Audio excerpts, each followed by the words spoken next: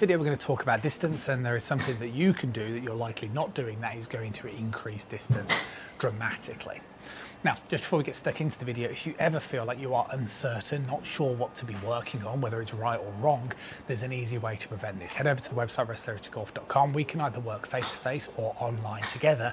Let's get started on that journey today. So one of the most common problems that I see with students when I first meet them is a huge amount of unnecessary motion, and lots of golfers tend to think, right, I'm going to do a big huff and puff turn in the backswing position, and all that ends up happening is you get yourself into a type of backswing position which makes the downswing impossible.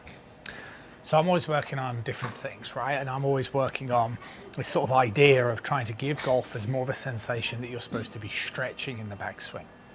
Okay, and I like the sort of to make golfers very aware of the distance between the club head and the lead shoulder. So if I sort of show you a very typical amateur problem, like this,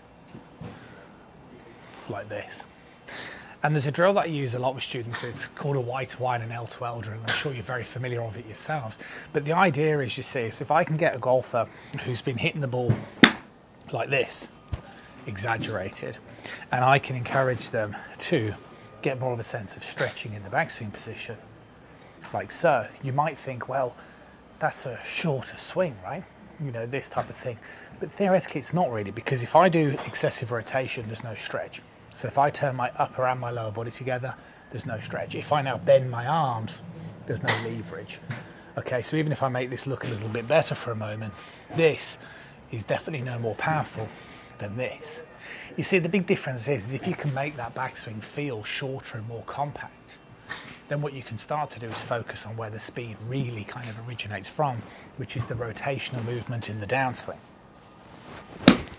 And the reason why I say that is because if I use this swing buddy rope trainer here, right, the idea is if I do a swing with zero rotation in the through swing and I do it two-handed, I'm going to get really stuck.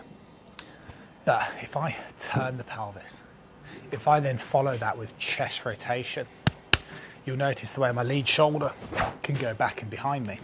So if I pull down my arms with no rotation, I get stuck.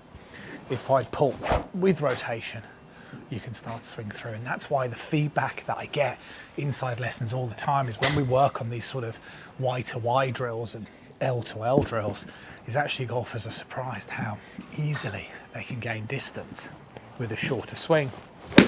And this is one of the things that happened to me many years ago, which is why then I stopped overswinging and focused more on the downswing rotation, which gave me effortless distance. See you soon.